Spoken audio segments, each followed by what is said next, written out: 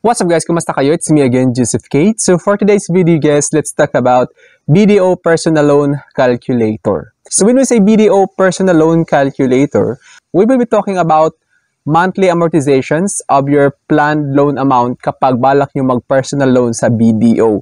Pag-uusapan natin yung factor rate at saka yung monthly add-on interest. At the same time, yung annual effective interest rate. And of course, yung magiging monthly amortizations ng balak nyo kung magkano yung AP personal loan nyo sa BDO personal loan. Pero bago yun, nais muna kitang imbitahan na mag-subscribe sa YouTube channel ko kung bago ka pa lang kasi marami pa po akong isi-share ng mga tutorials, knowledge, and experience of mine in the future. Kaya naman huwag niyong kalimutan mag-subscribe para updated kayo lagi sa mga vlogs na i-upload ko. Yun lang po at sobrang maraming salamat po. So ito guys, as you can see, I have here BDO Personal Loan. Bring your plans to life with BDO Personal Loans. Enjoy low interest rates and easy payment terms on your financing needs. So, ibig sabihin, maaaring simulan nyo na yung mga binabalak nyo kapag naka-avail kayo ng BDO Personal Loan. So, as you can see guys, installment programs. Kasi when we say personal loan, installment siya. So, pasok siya sa installment programs ni BDO. Personal loan calculator, enter your desired amount. So like for example guys, yung balak yung i-loan is 5,000 lang. So pagkalagay natin, makikita nyo, please input amount of 10,000 pesos. Ibig sabihin, hindi pwedeng i-personal loan yung 5,000. Kasi yung minimum amount ng BDO personal loan is 10,000 pesos. Klaro yun guys ha, 10,000 pesos yung minimum personal loan amount kay BDO. So like for example guys, 10,000 pesos yung ipi-personal loan natin sa BDO. Aalamin natin ngayon yung monthly interest rate at saka yung factor rate and then yung monthly add-on rate, annual effective interest rate, and then yung monthly amortization. So sa results guys, ng 10,000 pesos na balak yung i-personal loan kay BDO, yun halimbawa guys, yung term niya is 6 months. Yung maging factor rate niya is 0.179667192. So, ano nga ba yung factor rate guys? I-explain ko na lang. So, when we say factor rate, when it comes to BDO personal loan matters, kapag ito ay iyong minultiply, like for example, 10,000 times 0.179 yung factor rate ng 6 months na term, makukuha ninyo kung magkano yung magiging monthly amortization ng 10,000 sa loob ng 6 na buwan. So, as you can see guys, habang tumatagal yung term, bumababa yung factor rate niya. So, sa 36 months, 0.04279967. So, ngayon guys, alam nyo naman na medyo hassle mag-input sa calculator ng napakahaba-habang digits. So, it's a good idea guys na mas mabilis makuha para kung magkano, malaman ninyo kung magkano magiging monthly amortization ninyo sa balak yung i-loan. The formula guys is, magkano yung ilo-loan ninyo, i-multiply nyo siya ngayon kung magkano yung magiging add-on interest rate ni BDO. So, ang kailangan nyo gawin guys is alamin ninyo yung interest rate ni BDO personal loan. So, ito guys, i-reveal ko na sa inyo yung magiging monthly add-on interest rate ni BDO sa bawat terms of payments like 6 months, 12 months, 18 months, 24 months, and 36 months. Kasi yung maximum long tenurement or gaano katagal babayaran yung personal loan sa BDO is 3 years or 36 months lang. So ito guys, yung term of payments na 6 months, 1.30 yung monthly add-on rate niya. Sa 12 months naman is 1.25%, sa 18 months ganun din 1.25% hanggang 24 months. Sa 36 months ganun din 1.25%.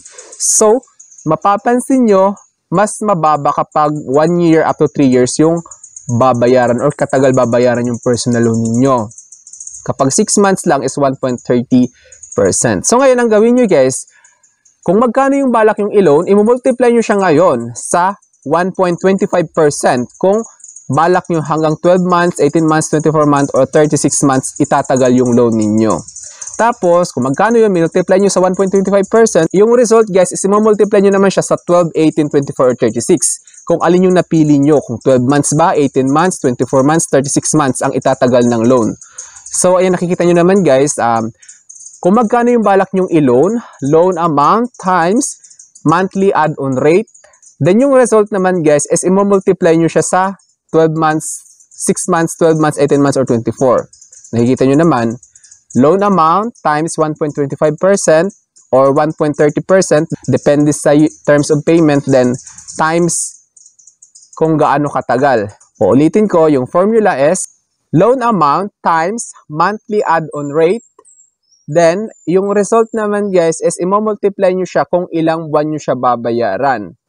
Plus, kung magkano yung loan amount, tapos i-divide nyo naman siya ngayon kung gaano nyo siya katagal babayaran. Like 6 months, 12 months, 18 months, 24 months, or 36 months. So, yung result, yun yung magiging monthly amortization sa ilo-loan ninyo. Ganun yung formula, guys. So, ito guys, kaklaruhin ko na lang, ano nga ba yung ibig sabihin ng factor rate? When we say factor rate, guys, kapag nag-loan kayo, ito yung amount, rate niya, kumbaga, bali, loan amount times factor rate, makukuha nyo agad yung magiging monthly amortization. Tapos yung monthly add-on rate, kung magkano yung interest rate per month sa ilo-loan ninyo. And then yung annual effective interest rate naman is, ano siya, sa buong taon yan na rate, kumbaga. Tapos yung monthly amortization, ito na siya, sa 10,000 yung sample. Sa 10,000 is, sa 6 months, 1,796.67 yung magiging monthly amortization. Sa 12 months is 958.37. Sa 18 months is 680.59. Then sa 24 months is 541.68 pesos. Then sa 36, 402.80. So kung napapansin nyo guys, habang patagal ng patagal nyo siya babayaran, mas lumiliit yung magiging monthly amortization niya. Kung mapapansin nyo. Then ngayon guys, like for example, yung personal loan naman ninyo na binabalak is 100,000. So ito guys, didiretso na tayo ngayon kung magkano yung magiging monthly amortization ng 100,000 since alam nyo naman kung ano yung ibig sabihin ng factor rate, monthly add-on rate, at saka yung effective annual interest rate. So sa 100,000 guys, yung magiging monthly payment nyo or monthly amortization sa loob ng 6 months is 17,966.72. Tapos sa 12 months naman is 9,583.70. Sa 18 months naman is 6,805.85. Sa 24 months is 5,416.75. Sa 100,000 to, as you can see. Then sa 36 months is 4,028. Then yun, like for example naman guys, 500,000 yung balak nyong i-loan. So makikita nyo dito, sa 6 months, 89,833.60 yung magiging monthly. Sa 12 months, 47,918.48 pesos sa 500,000. Then 18 months, 34,029.27. Then sa 24 months is 27,083.77. Sa 36 months is 20,139.98. So habang patagal na patagal, pababa ng pababa yung monthly amortization niyo. But the problem is medyo mabigat siya sa bulsa. So like for example, sa 1 million naman guys, so taasan na natin.